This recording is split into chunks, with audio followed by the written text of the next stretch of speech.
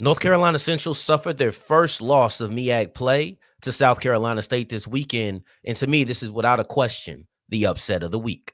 Oh, yeah, it's Locked On HBCU. Play my music. You are Locked On HBCU, your daily podcast covering HBCU sports. Part of the Locked On Podcast Network, your team every day.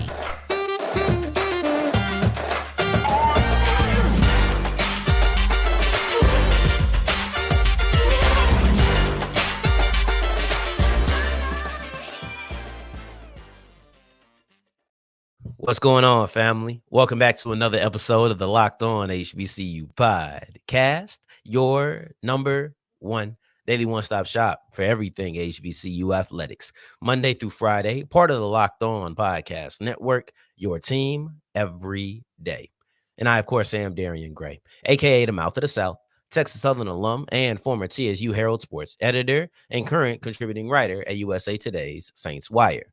Thank you for going on this journey with me, making Locked On HBCU your first listen of the day every day. And remember, just because the mic cuts off doesn't mean that the journey is over. Just means it's time to follow me on Twitter at South Exclusives. Starts with an S and ends with an S. Today's episode is brought to you by FanDuel, and make every moment more with FanDuel. Right now, new customers get $150 back in bonus bets guaranteed when you place a $5 bet, win or lose. Go to FanDuel.com/locked on to get started. We wrap up today's episode by recapping Benedict College men's basketball's trip to Atlanta, both to Clark and Morehouse. It ain't in pretty for them. Prior to that, we'll look at Grambling women's basketball, who with their victory over the Southern Jaguars made a real statement. And we kick off today's episode by looking at the upset of the weekend, and that is South Carolina State men's basketball knocking off what some believe to be the best team in all black college basketball, and that is North Carolina Central. Now, I know you have games like PV knocking off Jackson State, right? And I think that's probably the only other one in men's basketball that I could think of. You have some women, like I think Norfolk State lost on the women's side, right?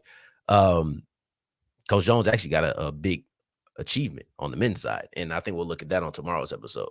But overall, this to me, when you look at all of the circumstances that built up to this, South Carolina State knocking off North Carolina Central was a really impactful game. And it was also a result that no one really saw that coming, right? Like no one thought that was going to happen. Now, North Carolina Central, the last time that the Bulldogs was the first team to beat you in conference play, you won it all.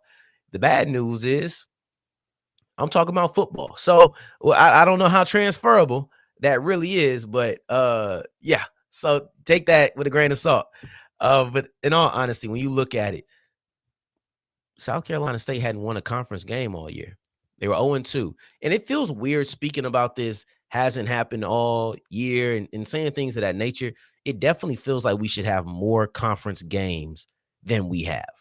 It definitely feels as if we should be at 4 or 5 conference games. I know Grambling women's basketball, I know Grambling in general has 5 conference games, but nobody else does. And when you look at the MEAC, they're all at 3. So this just kind of feels like this season is dragging along. Kind of feels like this season is taking a long time.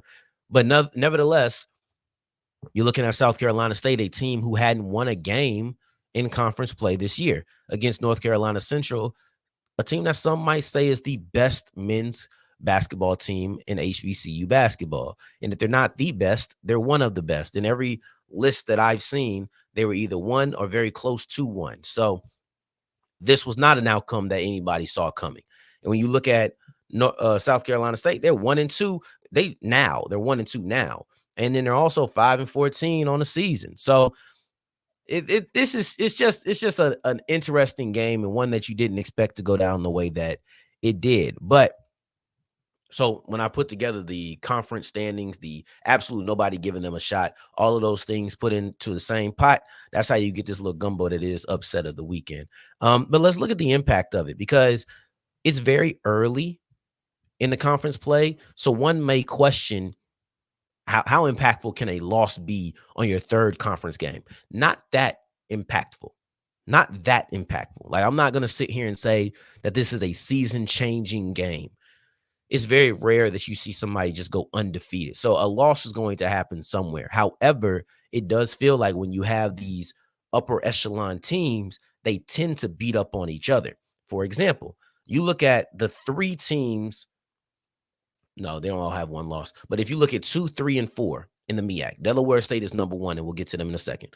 But when you look at 2, 3, and 4, which is North Carolina Central, Norfolk State, and Howard, those three teams have only, what I'm trying to say, I feel like that meme of that guy, I can't say his name. But anyway, when you look at Norfolk State and you look at Howard, Howard has only lost to North Carolina Central and Norfolk State. Norfolk State has only lost to North Carolina Central. You would expect North Carolina Central to only lose to those caliber teams as well, and they tend to just beat up on each other. That tends to be how it goes, right? So that's another reason this is kind of impactful, because it allows less room for error. That's how I look at it, at least. Now, also the impact is that Delaware State stands alone. As good as that is, it doesn't mean that much for them because it is early. That's why the impact is limited. Delaware State is 3-0, but they haven't faced Central. They haven't faced Norfolk. They haven't faced Howard. Like, they haven't faced any of the teams that you feel are good. Now, in a way, that does take away from Delaware State. But I felt as if I had to bring it up, and them getting kind of discredited was collateral, because I think it's important to explain the situation. If I'm Norfolk State, if I'm Howard, I'm sitting there like, you got a bunch of room for opportunity or for a mistake, right? You have a lot of just chances to lose. You haven't faced the tough competition yet. So I'm not as concerned about your lead, because I feel like you might suffer a little bit later down the road, right? So, excuse me. So when I'm looking at Norfolk State, they're probably extremely happy that North Carolina Central lost, because now I ain't got to worry about all of that other stuff. You don't have to, you've lost your game. I needed you to lose somewhere, and then I needed to beat you the next time. That's all I can worry about.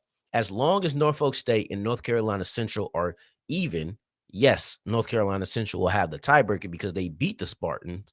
But also, if they have the same amount of losses, all Norfolk State has to do is beat them. So, and we're too early for us to get into messy tiebreakers. So right now, that's all that we really need to look at. This was a slightly impactful game. And when you look at just the overall standings of the MEAC, you got Delaware State, who's at the top, 3-0. They're looking down on everybody. Everybody's looking up at them, but they're also waiting for Delaware State to go and play some of the upper echelon teams. And then they feel like, all right, we're going to feast on you.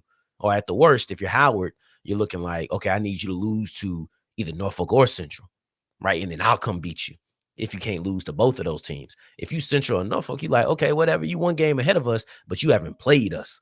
This is the impact of this game. I won't sit here and act like it's super impactful, but I do think it's moderately impactful for a third game of MEAC play. Now, as you move forward, maybe not so much impactful, but there was a statement that was made when Grambling women basketball knocked off Southern, and I'll deliver that statement as we continue with Locked On HBCU. Today's episode is brought to you by FanDuel, and we just saw the Chiefs versus the Bills. And if you know what happens when the Chiefs face the Bills in the playoffs, you know what happened when the Chiefs just faced the Bills in the playoffs. So now in the NFC and AFC championship games, we have the Chiefs versus the Ravens, and then we also have the 49ers versus the Lions. So I think that this is going to be two really good games. I know that we had 4 really good games on this weekend. We'll have 2 of those next week, and I'm very, very excited when it comes down to our matchup. So it's up to you to put down some money on that and tell me who you think is going to win. Lamar and the Ravens, Patty Mahomes and the Chiefs. You think that Jared Goff, is going to be able to take them to the Super Bowl for his second Super Bowl berth? Or do you think that the 49ers get through there with Purdy? It's a lot of things, but if you put a $5 bet on it, doesn't matter if you're right or wrong. You get $150 back in bonus bets. All you have to do is go to FanDuel.com/locked on. It's FanDuel.com/locked on. Make every moment more. As we continue rolling on today's episode of Locked on HBCU, I appreciate you for making this your first listen of the day every day. And remember, for your second listen of the day, make sure you're checking out Locked On Sports today. It is 24/7 all day, every day, first of its kind, 24/7 sports network on YouTube. So go ahead and subscribe to Locked On Sports today and be up to date for every single Wednesday or Monday through Saturday. What day is it? Monday through Sunday. Y'all, you got to forgive me. I'm not feeling well today. My brain is taking the brunt of it now. But let's continue rolling. Let's see if we can get back into this groove here. Maybe I need to do the ASMR that I did on the intro. But Grambling women's basketball, they really made a statement versus Southern. And I feel like the way that they won the game was the statement. Not so much that they won. And I think that's important because we know what these two teams mean to each other. Doesn't matter if it's football or if it's women's basketball. We know what these two teams and these two schools mean to each other. Then on the other hand, when you look at where they stood in the standings coming into this matchup, both teams were 3-1, right? They were tied for second. It was them, both of those two teams, and then it was UAPB. Everybody looking up at Jackson State, who is 4-0, but they were both 3-1 coming into this game.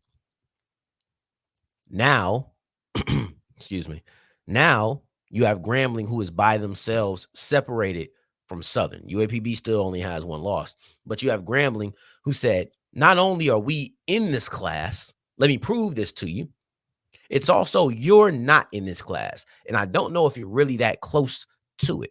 Now, that's the way I look at it because it's a 24-point win.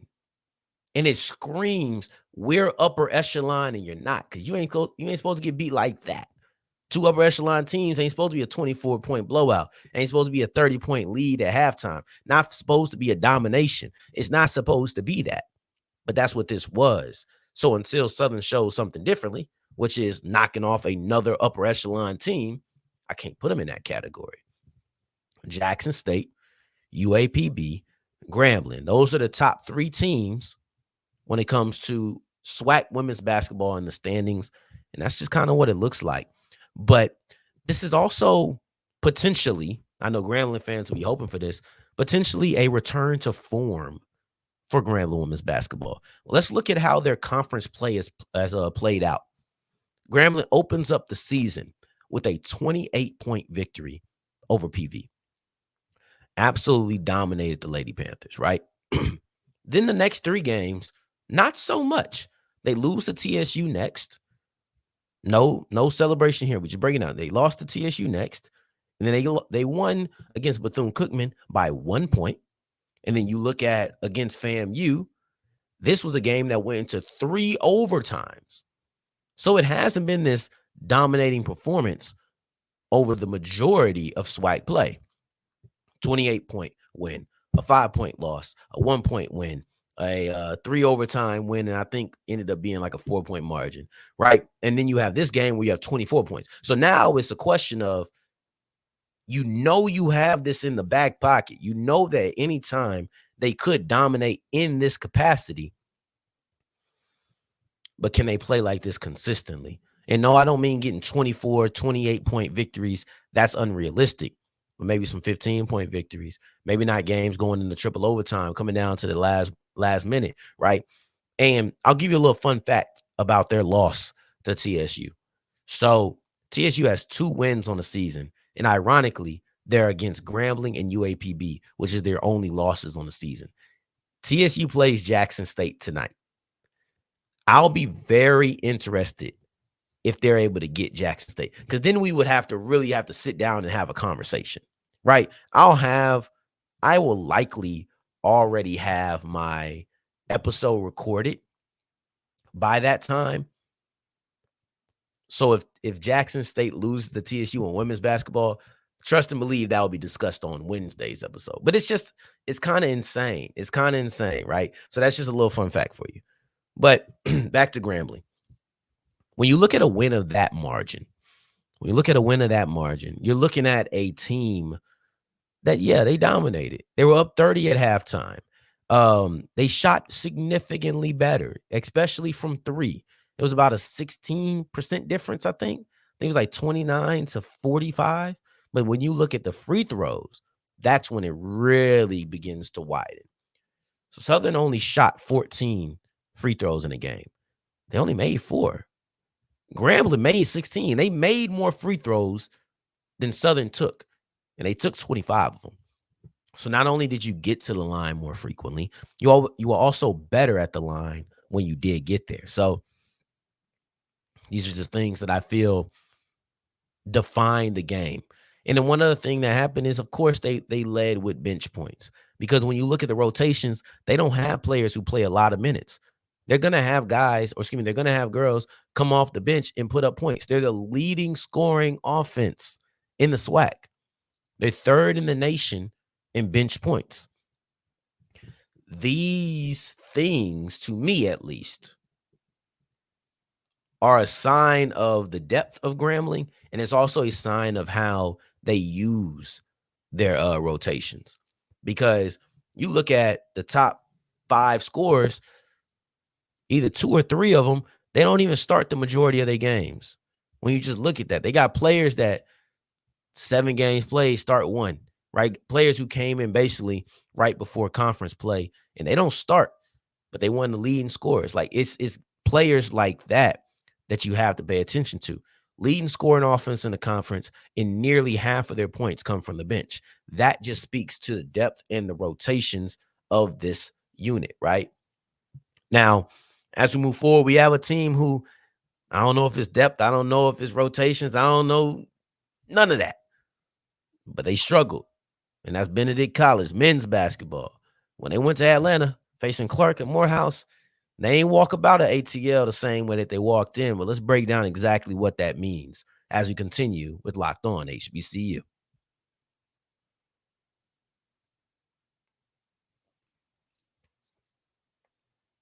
As we're wrapping up today's episode of Locked On HBCU, I appreciate you for making this your first listen of the day, every day, making it all the way to segment 3. And I thank you 2 times for that. Thank you. Thank you. Now, Benedict College walked out of Atlanta battered.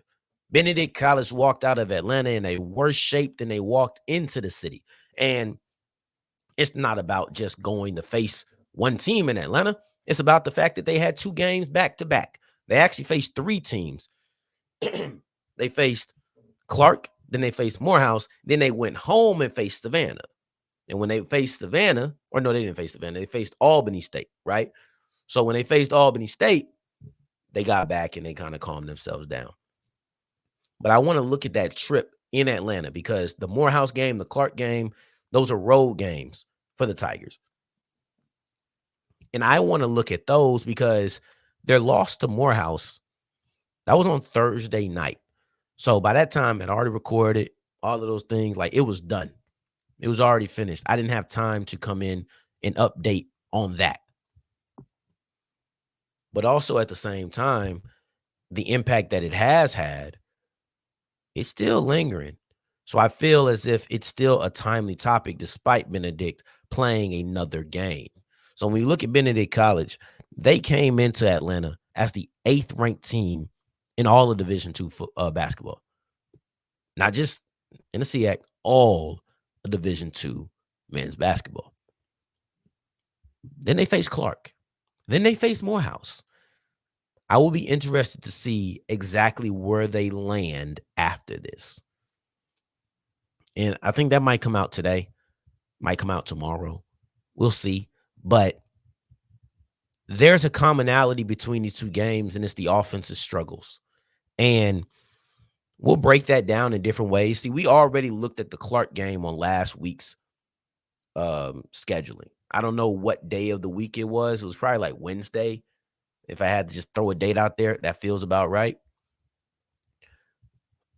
Excuse me, threw my head off. But yes, so we've already looked at that. So we're not going to go deep into that game right now. We're not going to look into that game too deeply, but we will pull out one fact from that game. And that's that Benedict College actually had their worst shooting performance of the season against Clark. So that's where it started. That's where the offensive struggles came in. I can't knock them too much because they still put up a good amount of points. They still put up over 80, right? So there's only so much I can really lean in and say about it. But they did shoot the ball extremely poorly. Now you go to Morehouse, and when you face Morehouse, you have the least amount of points that you score in a game all year. First time in a season, you did not get to 70 points, right? They scored 69. So when you're looking at all of these things and you're looking at all these factors, it does feel like as if there's been some offensive struggles that had to be acknowledged, even if it's not the sky is falling, even if not the sky is falling. But the impact of this is now you're way closer coming into Atlanta. So we're talking about at the top of last week. So a week ago today, you were 7-0. First place. Morehouse was 6-1, second place. Clark was 3-3, fourth place. Right. And even if you want to look at, I can't remember who it was. I think Edward Waters. Even if you want to look at Edward Waters, they were 4-2, third place. Right. So that's how it was. It was almost as if 0, 1, 2, 3. That was how first through fourth went. Just kept trickling down, loss by loss, right? But now you went from being eighth in the nation to now being second in your conference, second in your division. And I'm only breaking down the SEAC East, right? So that's what you're looking at. You got Morehouse posting on Twitter, first place, or something like that, right? That's the impact of this game. That's the impact of this Atlanta trip. Yes, you had your offensive struggles. The sky is not falling, but we do need to note what's going on. We keep progress, right? We keep track of progress. Even if we're not worried about the sky falling, we still keep track of progress here because that's what we do. We have to, in order to tell the full story, I can't just say you started at the beginning of the year and you ended at the end of the year. That's not the full story. That's not even a table of contents or a synopsis, right? That's just here and there. So this is just part of the story now. So we'll see where this goes. Now you have 2 losses. Morehouse is in first place. You're in second place, but you're only a game away from first, game and a half, right? But then you also only a game away from third. The margin is now way closer. This Atlanta trip had given you the opportunity to kind of stiff arm. To where Morehouse was the closest person to you. They would have had 2 losses, and they had already lost to you. That's a difference in this story. If that happens versus what actually happened, I think we're looking at the landscape of the SEAC a little bit different. Once again, it's still a little early, but it's not that early. We approaching 10 games played in the SEAC. So we'll look at what this could mean as we continue with the season. But on tomorrow's episode, it's gotten out the 5 candidates that the FAMU search firm has been looking at. So we'll get into that on tomorrow's episode. The updates just keep coming on and coming on. So we'll continue to look at the updates as long as they keep giving them to us. So I appreciate you for making this your first listen of the day every day. Tomorrow's episode will be the FAMU search firm, probably in the first 2 segments, to be honest. But in the meantime, in between time, if you're looking for me, you can find me on Twitter at South Exclusives. Until the next time that we hear each other, family, take care, stay blessed. Peace.